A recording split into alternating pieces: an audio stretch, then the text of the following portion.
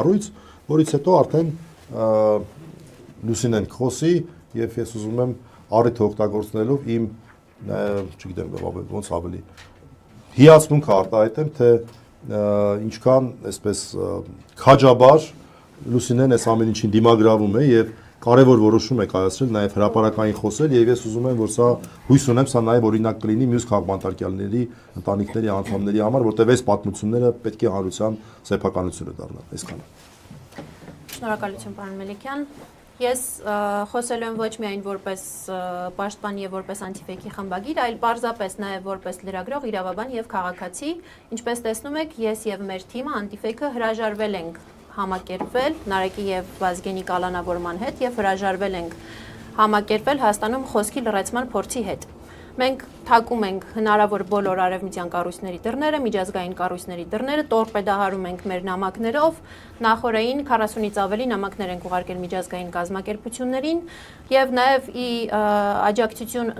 մեր գործընկերների աջակցության շնորհիվ, մասնավորապես այս համատեքստում, ինչպես պարոն Մելիքյանը նշեց, ես էլ ուզում եմ շնորհակալություն հայտնել Հայաստանի ժուրնալիստների միությանը, նաեւ մեր գործընկեր լրագրողների եւ կառույցների աջակցության շնորհիվ մեր այսպես դռներ թակելը տեղ է հասել եւ Եվրոպայի խորհրդի լրագրողների անվտանգության հարթակը հնչեցրել է առաջին մակարդակի կոչ ահազանգ, որը շատ լուրջ նշանակություն ունի, լուրջ այն առումով, որ համար 1 կամ առաջին մակարդակի ահազանգ կոչ հնչեցվում է այն դեպքում, երբ վտանգ է սպառնում լրագրողի կյանքին, առողջությանը կամ մեդիայի գոյությանն առհասարակ։ Այսինքն նման հայտարարություններ եւ ահազանգեր հնչում են, երբ որ սպանվել է լրագրող, ֆիզիկական վնաս է կրել, նա կամ նրա ընտանիքի անդամները ենթարկվել են բռնության կամ պարզապես կա լրատվական միջոց, որը կանգնած է փակման վտանգի առաջ։ Եվ այս ահազանգը դրա մասին է։ Մասնավորապես դեկտեմբերի 11-ին Եվրոպայի խորհրդի լրագրողների անվտանգության հարթակում հնչել է համար 1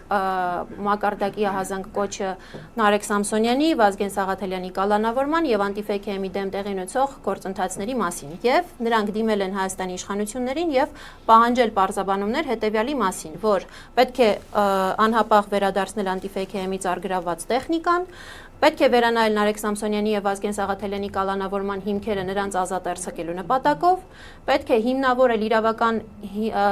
առումով հիմնավորել, թե ինչու է կիրառվել խուլիգանության հանցակազմը եւ պետք է հաշվետու լինեն Հայաստանում լրատվամիջոցների եւ խոսքի ազատության սահմանափակումների հետ կապված հարցերով։ Տեսնենք կառավարությունից արձագանք կլինի թե չէ, բայց միայն այն, որ Եվրոպայի խորհրդից համապատասխան կառույցից նման ահազանգ կոչ է հնչեցվել, արդեն խոսում է այն մասին, որ նրանք էլ նկատում են, որ Հայաստանում խոսքի դեմ տեղի են ունենում որոշակի գործընթացներ, որոնք պարզաբանման կարիք ունեն Հայաստանի իշխանությունների կողմից։ Մի քանի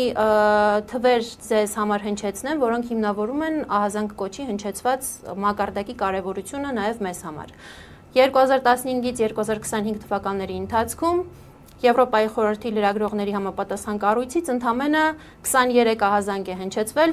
որից միայն 19 եղել է այս իշխանությունների օրոք։ Ընդ որում, այդ 23 ահազանգ կոչերից միայն 5-ն է եղել առաջին մակարդակի։ Եվ այդ 5-ից միայն մեկը Նարեկի եւ Վազգենի գործն է վերաբերվել կալանավորմանը։ Մնացած բոլոր դեպքերը եղել են լրատվամիջոցների փակման վտանգ, ինչ որ ֆիզիկական բռնություն եւ այլն։ Ապօրինի կալանավորման դեպք արձանագրվել է միայն Նարեկի եւ Վազգենի մասով, եւ սա ինքնին խոսուն փաստ է։ Սա նշանակում է, որ Հայաստանը շեղվում է, այսպես իրենց աչքերով շեղվում է, մեզ համար ակնհայտ է, որ վաղուց շեղվել է ժողովրդավարական հունով ընթանալու ճանապարհից եւ սա այլևս չի խոսում ժողովրդավարության մասին։ Մենք գործ ունենք մի երկրի հետ, որը խոսքի ազատության, ԶԼՄ-ների ազատության, մեդիայի հարցում ունի լուրջ հետընթաց եւ այսօր Հայաստանը Եվրոպայի խորհրդի 46 անդամ երկրներից կալանավորված լրագրողների թվով 3-րդ տեղում է։ Սա ինքնին խոսուն փաստ է։ Եվ ինչպես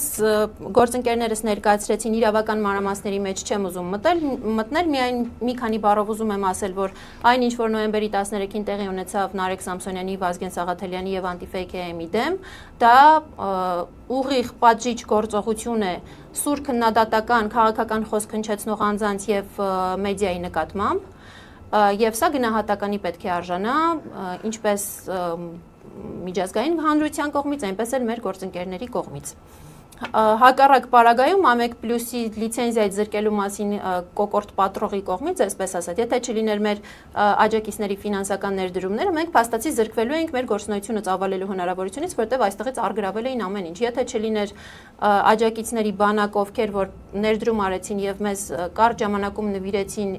տեխնիկա, որով մենք կարողացանք շարունակել, դա մոտավորապես 3-4 օրվա մասին է խոսքը։ 3-4 օր մենք հնարավորություն չենք ունեցել աշխատելու։ Փաստացի մենք փակման վտանգի առաջ էինք կանգնած։ Եվ եթե չլիներ այդ աջակցությունը, Հայաստանում մենք գործ ունենայինք ամեկ պլյուսին լիցենզիայից զրկելու մասին կոկորտ պատրողի օրոք փաստացի փակված ԶԼՄ-ի հետ, որը կարծում եմ աննախադեպ է առնվազն նաև այս իշխանությունների ժամանակ։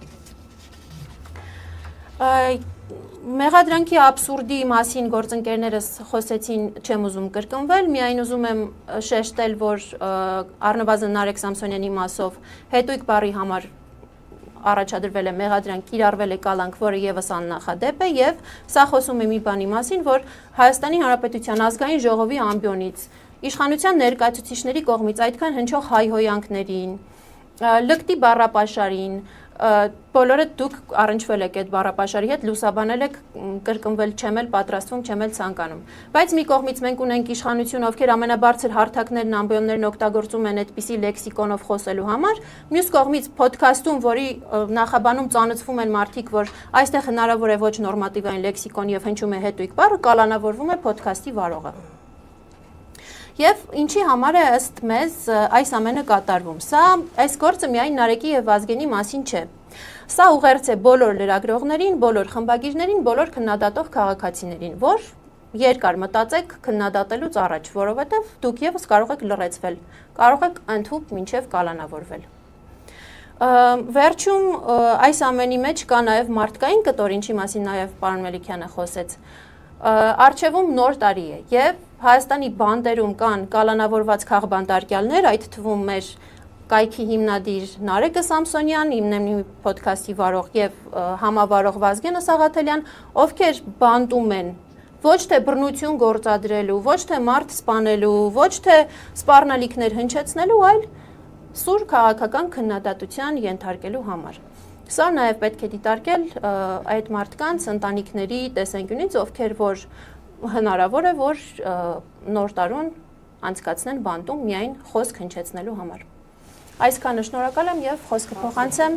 Նարեկ Սամսոնյանի կնոջը Լուսինե Առաքելյանին։ Լուսինեն խոսի նոր հարցերի միկրոֆոնները տան Լուսինեի։